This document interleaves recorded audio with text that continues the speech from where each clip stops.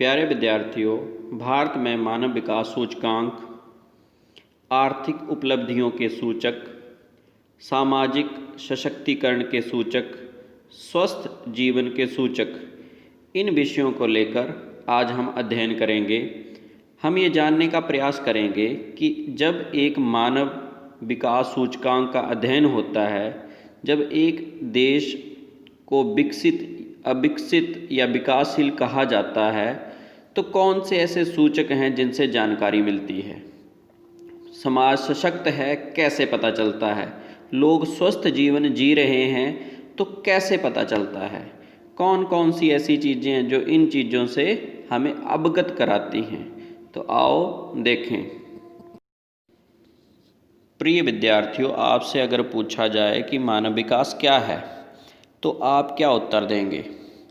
मानव विकास स्वस्थ भौतिक पर्यावरण से लेकर आर्थिक, सामाजिक और राजनैतिक स्वतंत्रता तक सभी प्रकार के मानव विकल्पों को सम्मिलित करते हुए लोगों के विकल्पों में विस्तार और उनके शिक्षा, स्वास्थ्य सेवाओं तथा सशक्तिकरण के अवसरों में वृद्धि की प्रक्रिया है।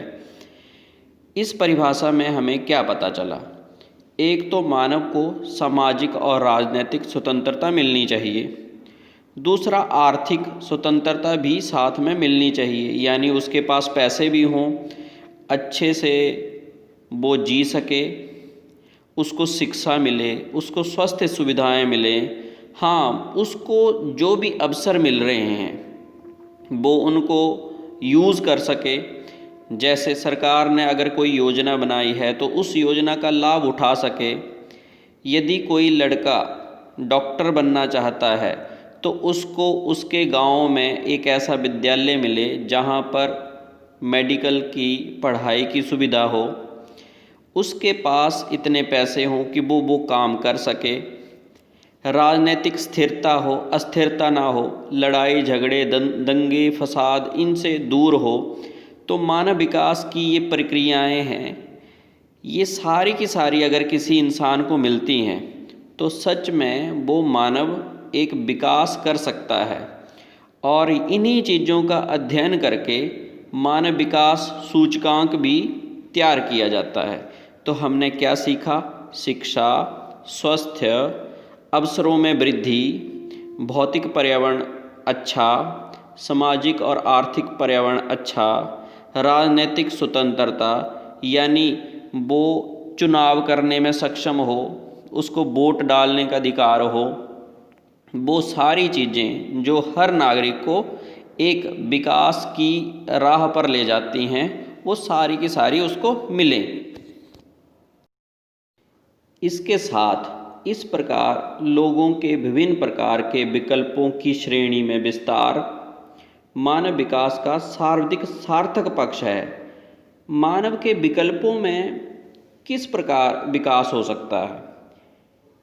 उदाहरण के लिए एक गांव में बहुत अच्छे पढ़ाई करने वाले विद्यार्थी हैं, परंतु उनको उनकी योग्यता के अनुसार विद्यालय नहीं मिल पाते या अच्छे टीचर नहीं मिल पाते, तो उनके विकल्पों में कहीं ना कहीं संकुचन आ जाता है।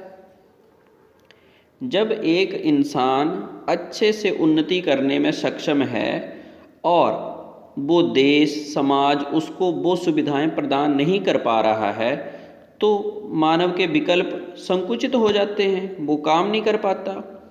इससे अलावा लोगों के विकल्पों में अनेक प्रकार के अन्य मुद्दे हो सकते हैं, किंतु दीर्घ और स्वस्थ जीवन जीना, शिक्षित होना और राजनैतिक स्वतंत्रता, गारंटीकृत मानव अधिकारों और व्यक्तिगत आत्मसम्मान से युक्त शिष्ट जीवन स्तर के लिए आवश्यक संसाधनों तक पहुंच जैसे मानव विकास के कुछ मुद्दों के साथ समझौता नहीं किया जा सकता। अब मानव अधिकार क्या होता है? सरकार हर इंसान को कुछ अधिकार प्रदान करती है, जीवन जीने का अधिकार। अब आप देखो कुछ देशों में ऐसे अधिकार छीन लिए जाते हैं, तानाशाही सरकारें हैं और राजनीतिक स्वतंत्रता नहीं मिलती। तो ये सारी की सारी चीज़ें जो हैं कहीं ना कहीं मानव विकास से जुड़ी हैं। मैं उस देश के नागरिक को विकसित कह सकता हूँ जिस देश के नागरिक को हर प्रकार की सुविधा और उसके पास हर प्रकार के विकल्प उपलब्ध हों, वो जी सके अपना जीवन जैसे वो जीना चाहता है। आओ हम भारत में मानव विकास से संबंधित कुछ आंकड़ों का अध्ययन करें। 121 करोड़ से अधिक जनसंख्या के साथ भारत संयुक्त राष्ट्र विकास कार्यक्रम के मुताबिक साल 2019 में मानव विकास सूचकांक ह्यूमन डेवलपमेंट इंडेक्स के मामले में भारत ने एक स्थान की छलांग लगाई है। पहले एक स्थान पीछे था।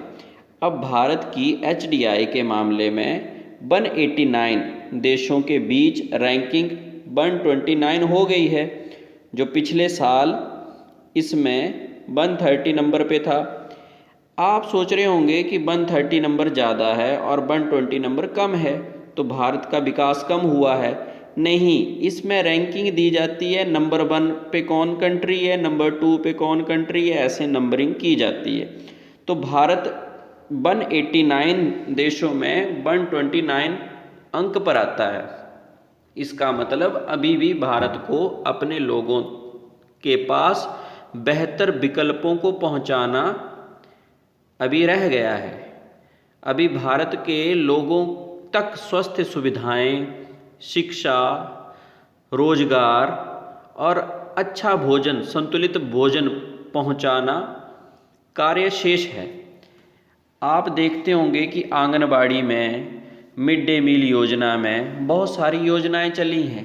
वो इसी उद्देश्य की पूर्ति के लिए बनाई गई हैं, ताकि भारत के जो युवा बच्चे हैं उनको पोषण मिले, कुपोषण का शिकार ना हो।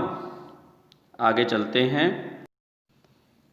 मानव विकास में निम्न स्कोर होना गंभीर चिंता का विषय है, किंतु राज्य देशों के सूचकांक मूल्यों के परिकलन के लिए चुने हुए सूचकों और उनके कोटिक्रम निर्धारण पर कुछ आपत्तियां उठाई गई हैं। अब आप कहेंगे ये स्कोर क्या होते हैं?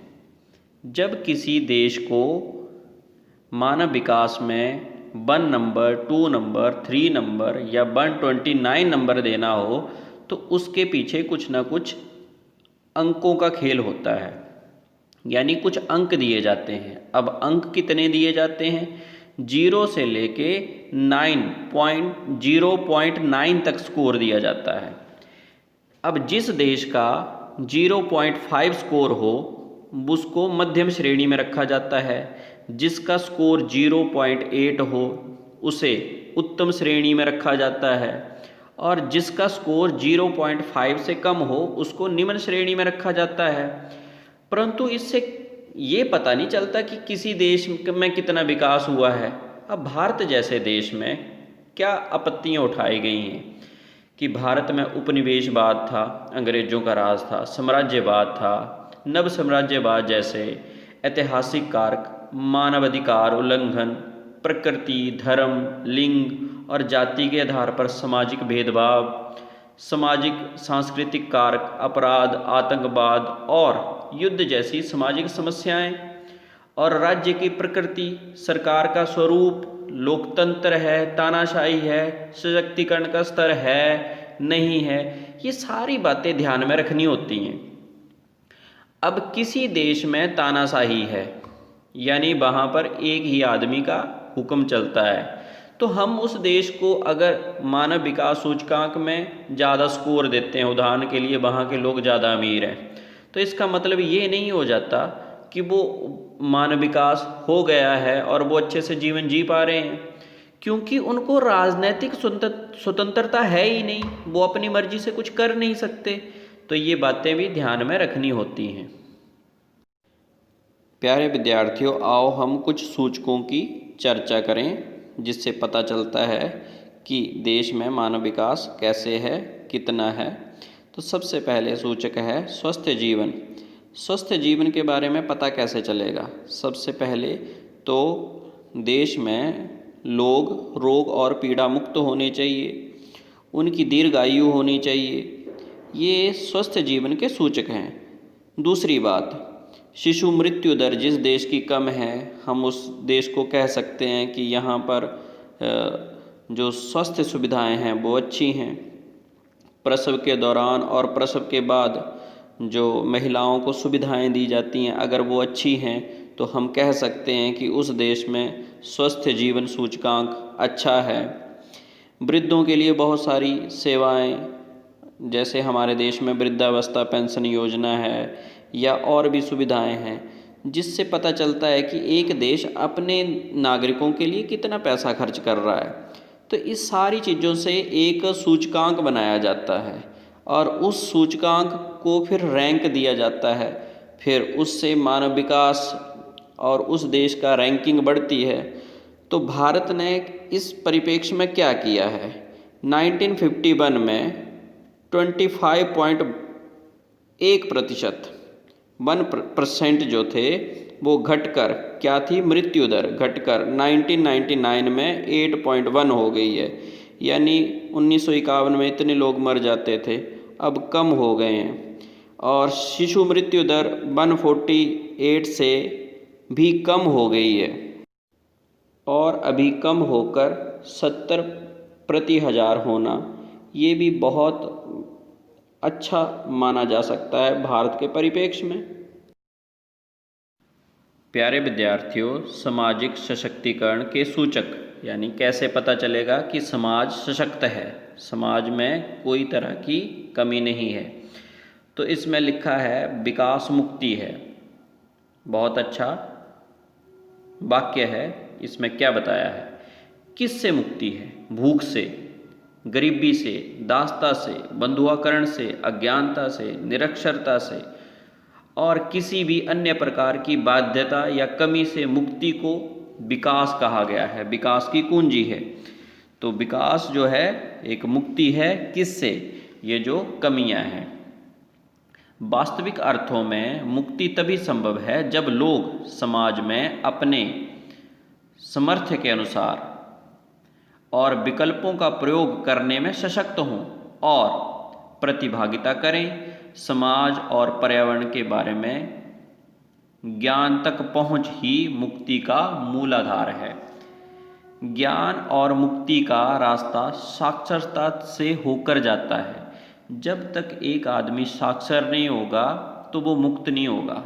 उसको पता नहीं चलेगा कि मैं क्या करूं, मेरे लिए क्या अच्छा है। तो सब तरह की बाध्यताओं से मुक्ति ही सही में समाज का सशक्तिकरण है।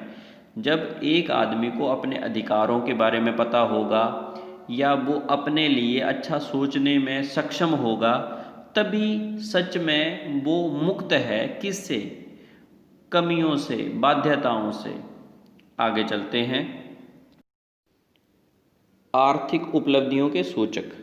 कैसे पता चलेगा कि एक देश ने आर्थिक उपलब्धियां प्राप्त कर ली हैं?